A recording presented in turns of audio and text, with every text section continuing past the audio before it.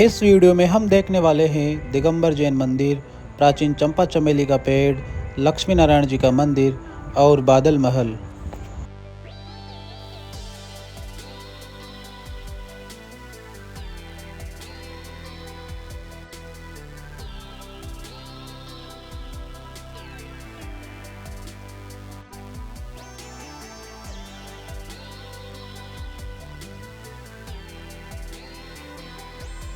ये जो जैन मंदिर आप देख रहे हैं दोस्तों, इसमें हवा आने के लिए ये विभिन्न प्रकार की ये जालियाँ बनाई गई है। इस जैन मंदिर में जितनी भी ये सिलाई लगी हुई है ये सब पत्थर की है, और ये जालियाँ जो आप लोग देख रहे हैं, इस मंदिर में चारों तरफ जालियाँ ही जालियाँ हैं, और ये हवा लेने के लिए बनाई गई है कि हवा इस मंदिर के अंदर आती रहे। और जैन मंदिर के अंदर ही नहीं, इस संपूर्ण रणथंभौर का जो एक किला है इसमें ऐसी ही सिलाई लगी हुई है। हम लोग इस मंदिर की प्रदक्षिणा करके आपको दिखा रहे हैं। जैसा कि आप लोग देख रहे हैं, यहाँ पर विभिन्न प्रकार की पत्थरों की कलाकृति की गई है दोस्तों। ये वाकई में पत्थरों की बेजोड़ कलाकृति है, जैसा कि आपको दिखाया जा रहा है। एक बार आप देखने का फिर से प्रयास करें। ये पत्थरों की बदौलत है कि ये मंदिर इतने हज़ारों वर्ष हो जाने के बाद भी टिका हुआ है, और ये भूतकाल में भी ऐसे ही टिका हुआ था। और इसका एकमात्र कारण यही है, ये रहस्यमय पत्थर, ये शिलाएं जो इस मंदिर को मजबूती प्रदान कर रही है दोस्तों।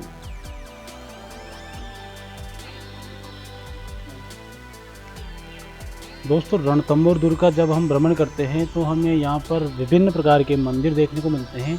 मेरे पास में भी ये लक्ष्मी नारायण जी का मंदिर है, जो कि आप लोग देख रहे हैं। कैमरामैन प्रिंस बैरागी आपको इस मंदिर का भव्य नज़ारा दिखाएंगे।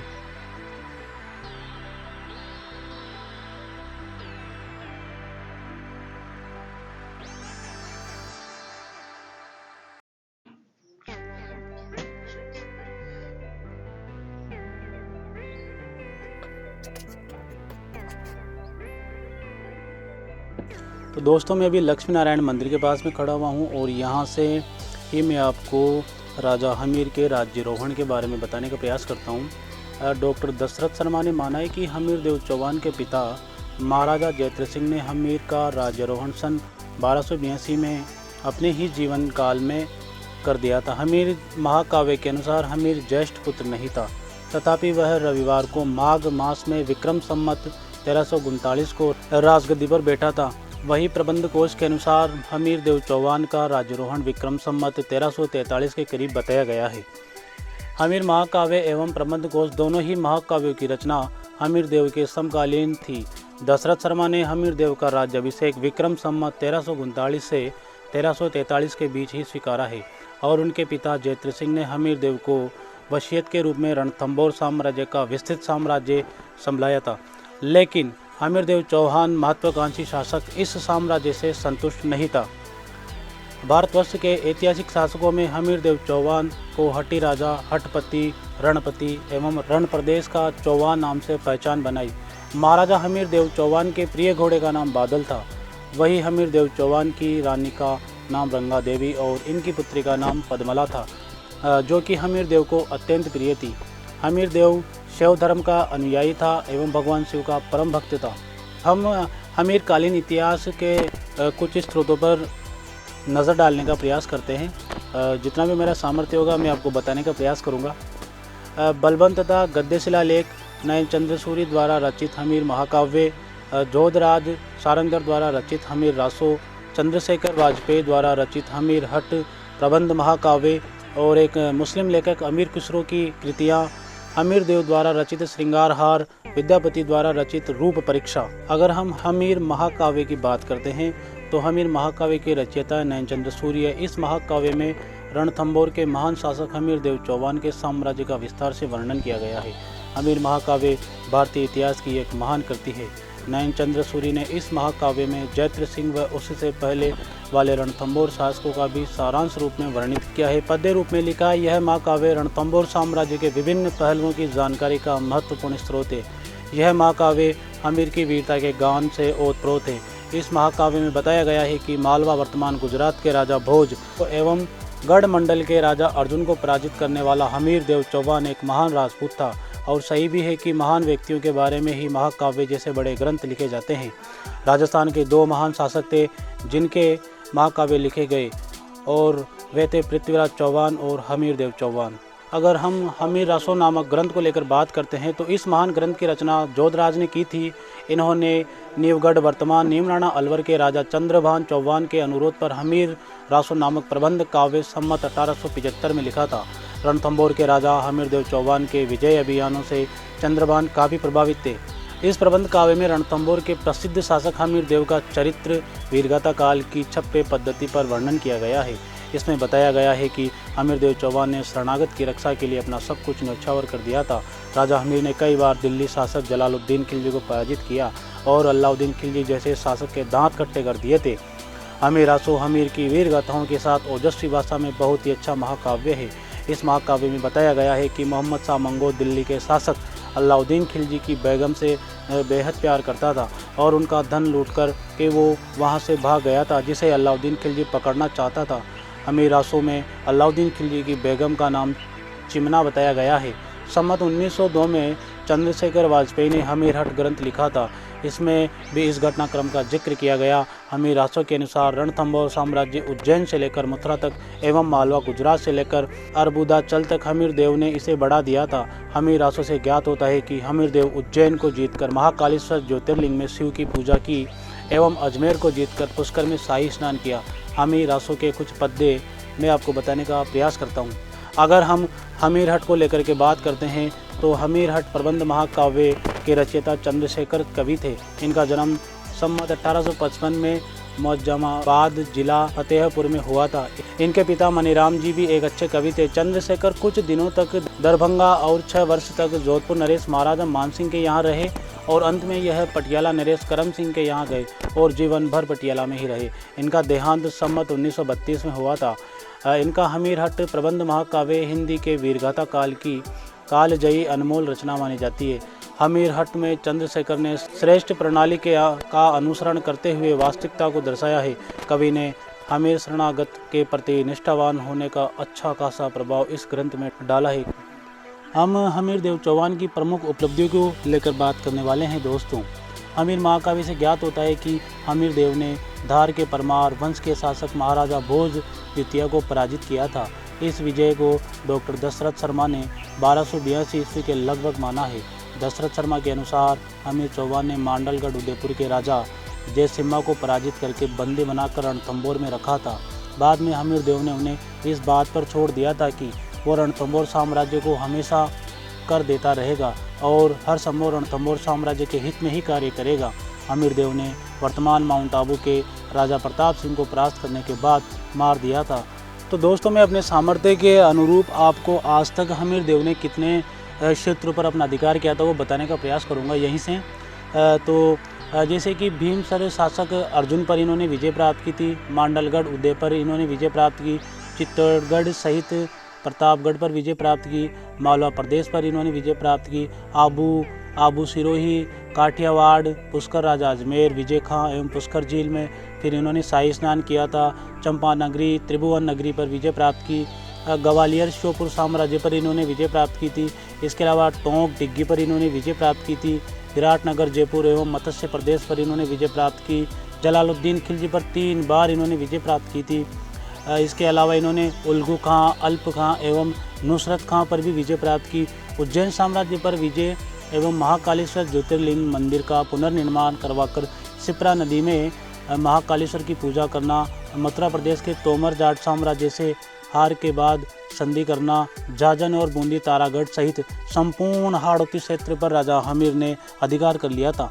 हमीरदेव ने जहां पर आक्रमण किया वो ही साम्राज्य रणथंभौर साम्राज्य का हिस्सा बन गया और शायद इसी कारण हमीरदेव चौहान को भारत का हटी साम्राज्य कहा जाने लगा था। दोस्तों, हम इसके बाद आपको बताने वाले हैं बादल महल, और वो क्यों बादल महल उसे कहा जाता है इसकी विधिवत में आपको जानकारी देने का प्रयास करूंगा।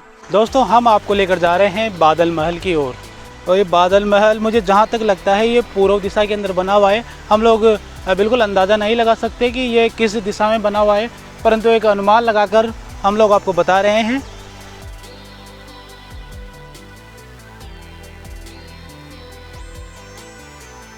ये बादल महल का मुख्य द्वार है, जैसा कि कैमरामैन आपको दिखा रहे हैं दोस्तों, और यहाँ पर इस महल की जानकारी लिखी गई है। यह एक विशाल 2 मंजिला भवन है दोस्तों, और इसमें कई कक्षे जो सामान्य बरामदे से संबद्ध है।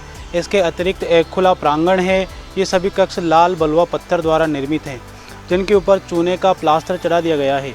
इन कक्षों में एक नृत्य कक्ष भी है जो स्तंभ पर आधारित है तथा इसमें दोहरे मेहराबों का प्रयोग हुआ है। एक अन्य सभा भवन में सुंदर चित्रकारी के साथ साथ विविध अलंकरण अभिप्रायों को उत्कीर्ण इस भवन में किया गया है। ये सब जानकारी हम अंदर चलकर देखेंगे।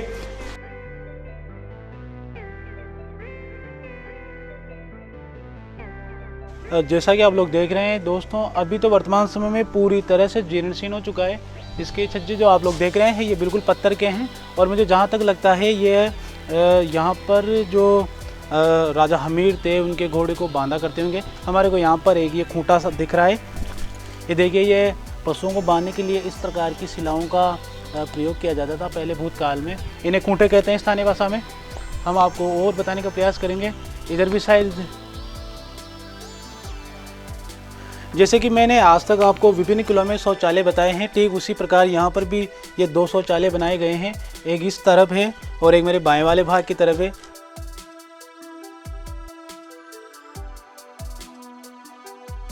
तो दोस्तों, हम लोग बादल महल के ऊपर जा रहे हैं और जैसे कि आप लोग देख रहे हैं ये जो देख रहे हैं आप, ये लकड़ी के पार्ट लगाए गए हैं। वर्तमान समय में तो ये जीर्णशीर्ण हो चुके हैं, परंतु भूतकाल में इसी प्रकार के ये लकड़ी के पार्ट लगाए जाते थे। और फिर ये इस मंजिल को आप कह सकते हैं कि ये बहुमंजिला बनाई गई होगी भूतकाल में, और ये किसी भी वक्त ढह सकता है।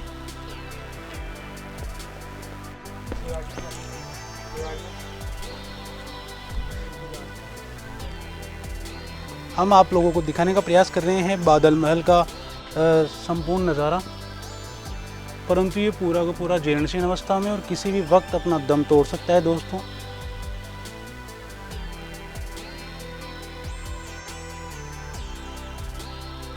यहाँ से आप देख सकते हैं ये विंध्याचल पर्वतमाला और जो अरावली पर्वतमाला है उनका मिलन रणथंभौर नामक स्थान पर होता है, परंतु हम अंदाज़ा नहीं लगा सकते इस क्षेत्र का कि कौन सी विंध्याचल पर्वतमाला है और कौन सी अरावली पर्वतमाला है।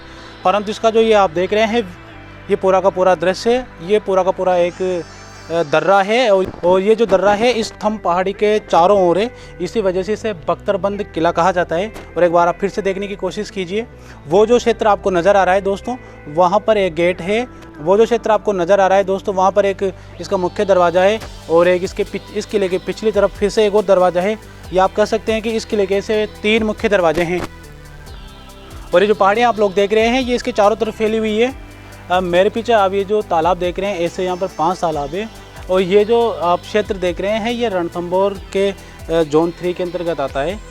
एक बार आप फिर से इसको देखने का प्रयास कीजिए। यहाँ पर विभिन्न प्रकार के पेड़ पौधे आपको नज़र आएंगे। और वो जो तालाब के अंदर वो जो महल बना हुआ है वो भूतकाल में सुरक्षित था और वो वर्तमान समय में ढह गया है, पर हम लोग वहाँ पर जाने में असक्षम है। दोस्तों, आप यहीं से देख सकते हैं, जैसा कि कैमरामैन आपको दिखा रहे हैं, इसे टूटी हुई दीवार के सहारे हम लोग भ्रमण करके आपको दिखा रहे हैं इस बादल महल का भव्य नज़ारा।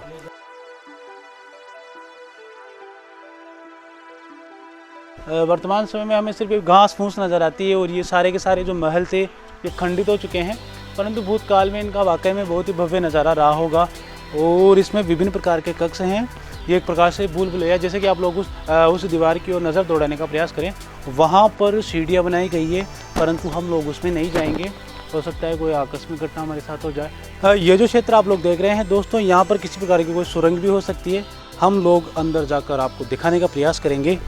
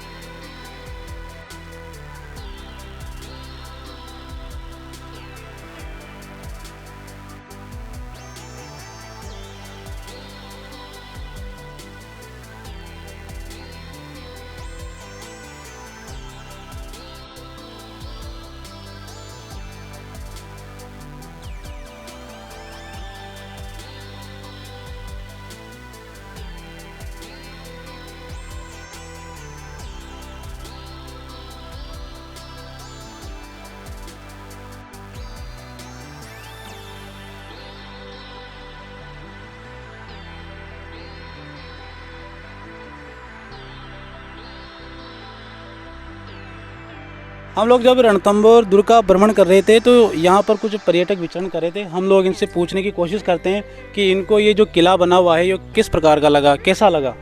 तो भाई साहब, ये आपको किला हमको बहुत अच्छा लगा। यहाँ पर इतिहास की बहुत देखने की रचना है और ये बहुत बढ़िया किला है। मुगल गद्दार के बारे में आप क्या कहना और चाहते हैं? वो गद्दार था जो गेट को बंद कर दिया था उन्होंने, उसकी वजह से ये पूरा किला नष्ट हो गया। पत्थर वत्थर मारते हैं। उसके पत्थर मारते हैं, वो गद्दार था इसलिए जो यात्री आते हैं, भक्त लोग आते हैं, उनके ऊपर पत्थर मारते हैं, वो गद्दार थे इसलिए। अच्छा। हम लोग जब रणथंभौर दुर्ग का भ्रमण करते हैं तो मध्य राह के अंदर हमें हनुमान जी की वानर सेना देखने को मिलती है। दोस्तों, जैसा कि आप लोग देख रहे हैं, ये किसी के भी ऊपर किसी भी वक्त झपट्टा मार सकते हैं। हम लोग जब रणथंभौर दुर्ग का भ्रमण कर रहे थे तो हमें हमारे कुछ मित्रगण मिलते हैं जो कि इस किले का भ्रमण करने के लिए आए हुए थे। हम लोग इनसे पूछना चाहेंगे कि इनको ये रणथंभौर का किला कैसा लगा। हमको देखकर बहुत अच्छा लगा और इससे हम बताते हैं कि सभी आप यहाँ पर आए, देखो और देखने में बात बताइए कैसा लगा, कैसे लगा। और हमने ब्लॉग में भी डाला है, उसको भी देखो। अगर आपको अच्छा लगा है तो लाइक करें, कमेंट करें, सब्सक्राइब करें चैनल को प्लीज़। और गद्दार रणबल के बारे में आप कुछ कहना चाहेंगे? हाँ, उसका अमीरदेव ने अपना सिर काट कर रख दिया था, उसके घोड़े का, हाथी का भी सिर काट के रख दिया था। कहते हैं कि उसके ऊपर पत्थर मारते हैं जो भी जाते हैं पहले। चप्पल जूते पत्थर मारते हैं उसके ऊपर। आपने मारा था कि पत्थर? पत्थर तो नहीं मारते, जूते मारे थे ना। अच्छा, जूते मारे थे। ठीक है, बहुत बहुत धन्यवाद आप लोगों का।